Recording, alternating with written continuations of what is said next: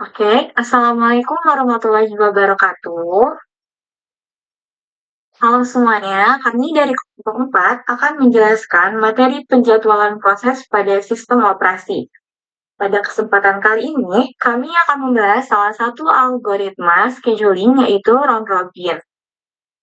Sebelum lanjut ke penjelasannya, dalam video ini kami tidak hanya menjelaskan konsep dan cara kerja dari algoritma round robin, tetapi juga akan menampilkan implementasinya secara interaktif di Roblox. Oke, sebelum lanjut ke pembahasannya, kami akan memperkenalkan diri terlebih dahulu. Perkenalkan, saya Salsabila Rahma Ramadhania dengan NIM 2409-878. Perkenalkan, nama saya Luisi Novina Gulu dengan NIM 2401-703. Aku apa nih? Lagi satu aja. Diam 2442. Karena nama saya Rifki Muafi dengan NIM 2404026. Perkenalkan, saya Nandana Raffi Ardika dengan NIM 2404158 sebagai kameramen. Oke, jadi pembahasan yang pertama yaitu mengenai pengertian dari round robin. Jadi, round robin ini merupakan salah satu algoritma penjadwalan proses yang paling sederhana dan banyak digunakan dalam sistem operasi. Konsep dasarnya adalah membagi waktu CPU secara merata kepada tiap proses yang sedang berjalan, yaitu dalam bentuk time slice atau time quantum. Jadi, setiap proses ini akan diberi jatah waktu tertentu untuk dieksekusi. Setelah waktunya habis, gilirannya akan berpindah ke proses berikutnya. Proses ini akan berjalan secara berurutan dan melingkar, sehingga semua proses mendapatkan kesempatan yang sama untuk menggunakan CPU. Dengan kata lain, algoritma ini akan menjalankan suatu proses dalam batas suatu tentu, dan apabila proses tersebut telah berjalan melewati batas yang telah ditentukan, maka proses ini akan otomatis diberhentikan sementara atau pause, dan dimasukkan ke dalam antrian proses atau queue yang paling belakang. Kemudian, algoritma ini akan berlanjut menjalankan proses lain dari queue yang paling depan. Kemudian, unggulan utama dari round-robin ini adalah kemudahannya dan sifatnya yang adil, karena setiap proses mendapatkan jatah waktu yang sama tanpa adanya prioritas. Setiap proses ini diperlakukan secara sama, tidak ada yang diutamakan dan tidak ada yang diabaikan terlalu lama. Oleh karena itu, round robin ini dikenal sebagai algoritma yang bebas dari starvation atau keadaan di mana suatu proses tidak pernah mendapatkan kesempatan untuk dieksekusi. Selain itu, algoritma ini sangat mudah diimplementasikan sehingga sering digunakan dalam sistem operasi multitasking. Namun, algoritma round robin ini pun mempunyai kelemahan, yaitu pada penentuan panjang time slice atau kuantumnya. Kalau waktu yang diberikannya itu terlalu panjang, maka algoritma ini akan berperilaku mirip seperti first come first serve, di mana setiap proses pertama ini bisa memonopoli CPU cukup lama. Akan tetapi, kalau time slice-nya ini terlalu pendek, sistem akan terlalu sering melakukan context switching, yaitu proses pergantian antar proses yang membutuhkan waktu dan sumber daya tambahan. Akibatnya, sistem ini bisa mengalami overhead tinggi dan kinerjanya justru menurun.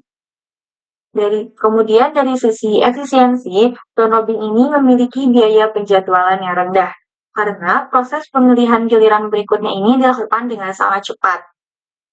Jadi secara teori, kompleksitasnya ini adalah 0,1, artinya waktu yang dibutuhkan untuk melakukan proses selanjutnya selalu konstan, tidak bergantung pada jumlah proses yang sedang berjalan.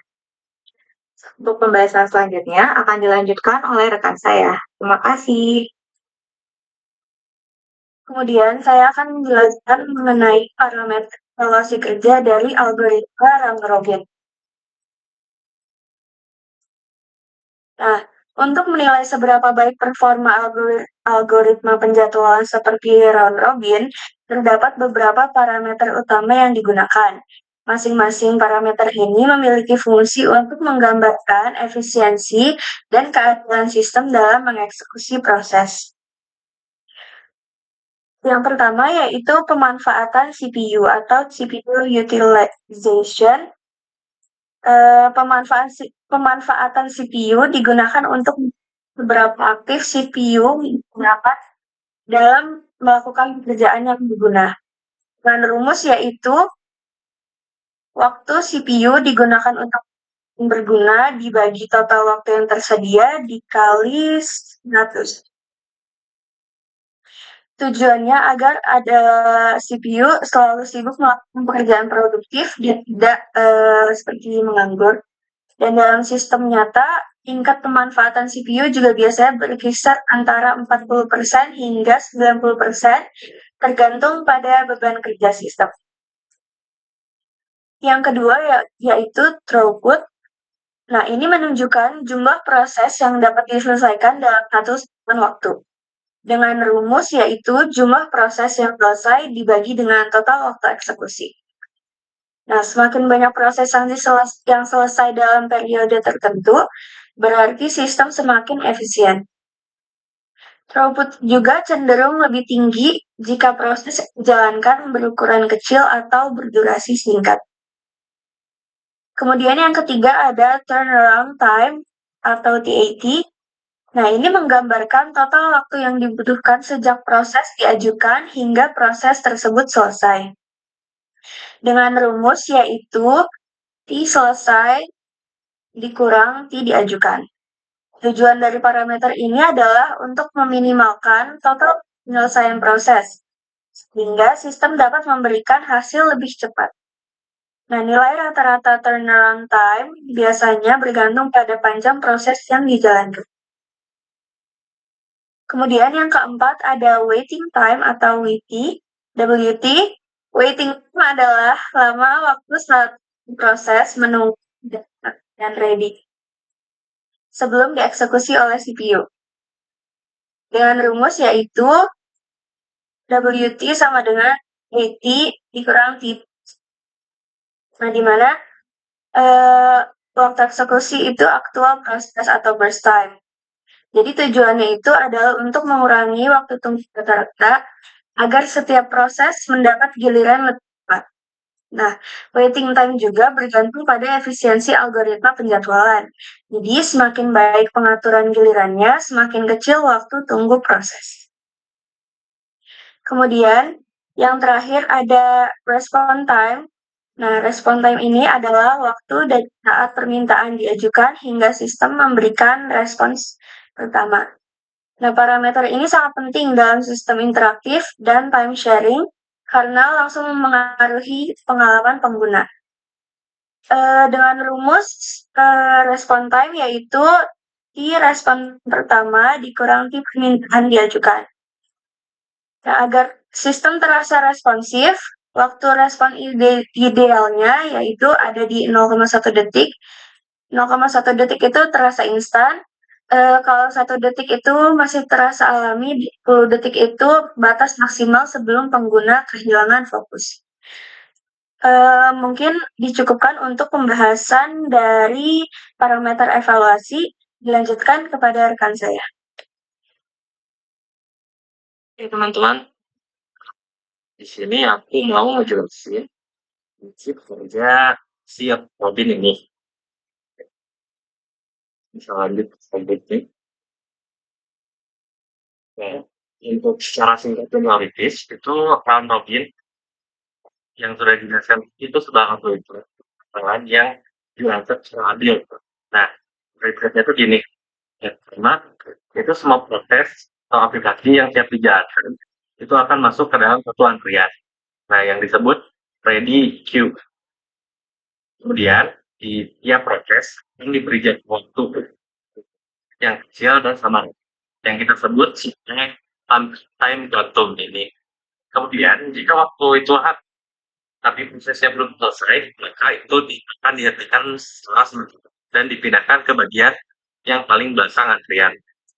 Kemudian, CPU akan mengambil proses dari bagian paling dalam antrian untuk dijalankan. Proses ini berputar terus-menerus dan memastikan semuanya proses dapat dijalankan secara bergiliran. Makanya namanya round robin atau giliran putar.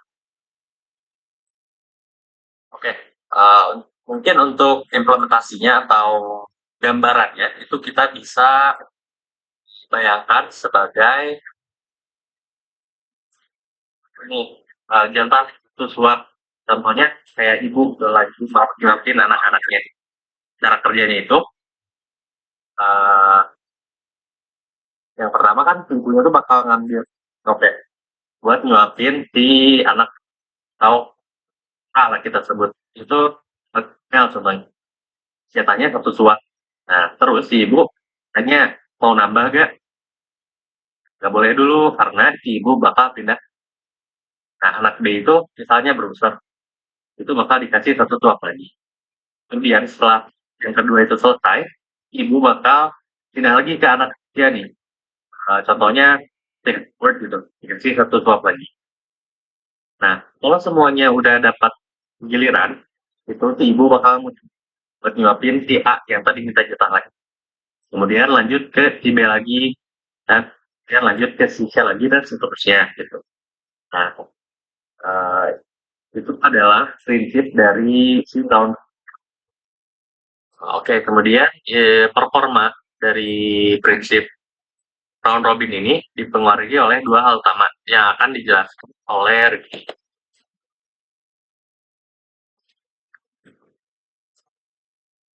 Oke, di sini aku akan menjelaskan dua hal utama yang mempengaruhi, yaitu yang pertama, jika Q besar, maka perilakunya mirip dengan first FCFS.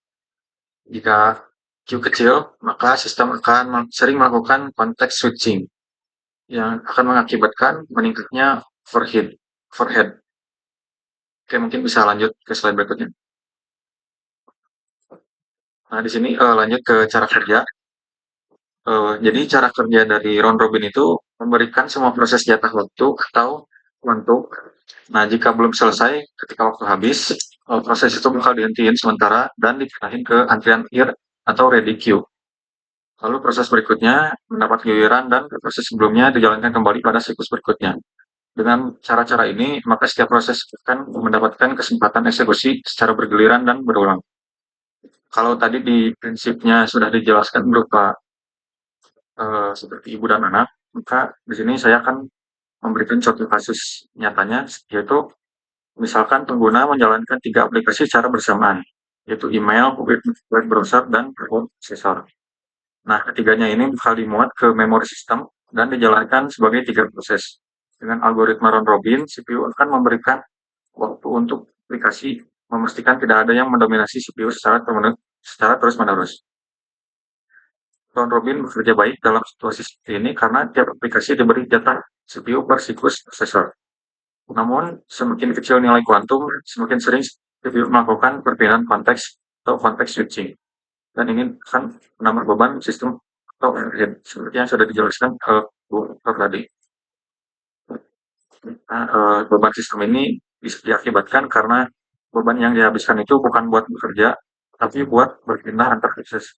Jadi prosesnya itu cuma berat di pindah antar prosesnya aja, bukan menyelesaikan si proses tersebut. Oke, bisa lanjut. Nah, di sini kalau ada simulasi dari Robin akan disimulasikan oleh saya.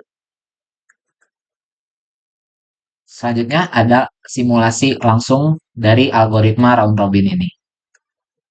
Di sini ada tabel dari macam-macam proses yang akan kita jalankan di studi kasus kali ini. Oke. Bisa kita lihat di sini prosesnya ada 5. Saya sudah warnain tiap prosesnya ini beda-beda. Ada P1, P2, P3, P4, P5. Nah, kemudian ada time quantum yang sudah dijelaskan. Jadi time quantum itu semacam berapa lama tiap proses itu diberi jatahnya. Nah, di sini kita ambil contoh yaitu 3. Kita anggap aja ini setiap angka di sini itu jadi detik gitu. Jadi ini 3 detik misalnya. Nah, kemudian tiap proses ini ada arrival time. Arrival time itu jadi pada detik keberapa proses ini masukkan ke daftar proses yang akan dijalankan. Jadi misal P1 ini bakal pertama jalan karena ini yang pertama datang gitu. Kemudian ada P2 arrival time-nya itu di 1 detik, P3 di 3 dan seterusnya. Kemudian ada burst time. Burst time ini di sini seperti execution time lagi. Jadi berapa lama waktu yang diperlukan untuk menyelesaikan setiap proses.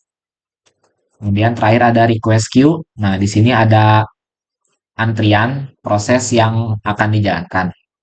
Oke, sekarang kita mulai simulasinya. Nah, karena di di bawah ini ada timeline ya, jadi ini masih kosong timelinenya, kita masih di detik ke 0.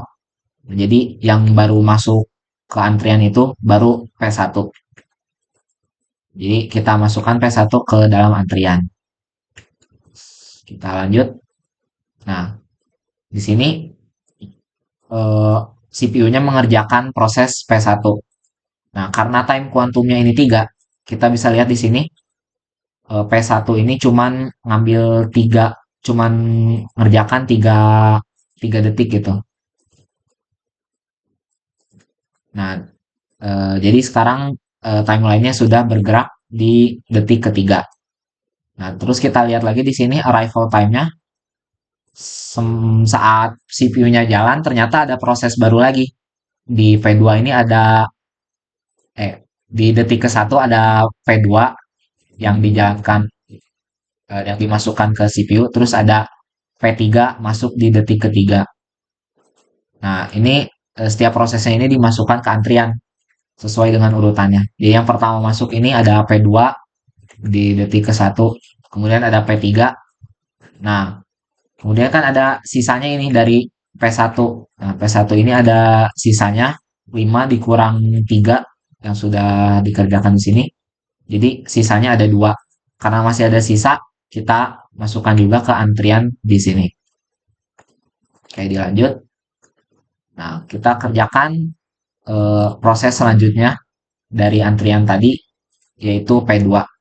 Kita bisa lihat di sini P2 ini burst time-nya 3. Nah, jadi sama dengan kuantumnya, jadi naik 3 di sini. Nah, di timeline-nya juga sekarang sudah maju lagi waktunya, jadi sudah 6 detik. Nah, kita lihat di sini arrival time-nya ada proses baru lagi di detik ke-5 dan ke-6, yaitu P4 dan P5. Jadi dari antrian yang tadi, P2-nya kita hilangkan karena sudah dikerjakan. Jadi ada P3, P1, kemudian ada tambahan P4 dan P5. Oke, karena P2 ini tidak punya sisa burst time-nya, jadi kayak udah habis, sudah dieksekusi selesai. Jadi kita tidak tambahkan ke antrian. Oke, selanjutnya kita kerjakan P3. Nah, di sini P3 masih ada sisa, kan burst time-nya 6 dan time kuantumnya 3, jadi 6 dikurangi 3 yaitu 3. Jadi masih ada sisa 3 detik lagi untuk P3. Jadi kita tambahkan di antrian. Lanjut lagi. Nah, ini ada P1. Nah, tadi P1 karena masih ada sisa 2, kita kerjakan di sini. Nah, ini jadi P1 sudah habis. Dan kita lanjut lagi. Oke, ini P4. P4 ini burst time-nya cuma 1 detik. Jadi di sini cuma 1 doang hijau. Oke, tidak ada proses baru lagi karena P4 ini sudah habis, selesai dieksekusi. Kemudian di antrian selanjutnya ada P5. Oke, P5 ini burst time-nya 4 detik. Lebih dari time kuantum. Jadi kita tambahkan sisanya 4 kurangi 3 yaitu 1.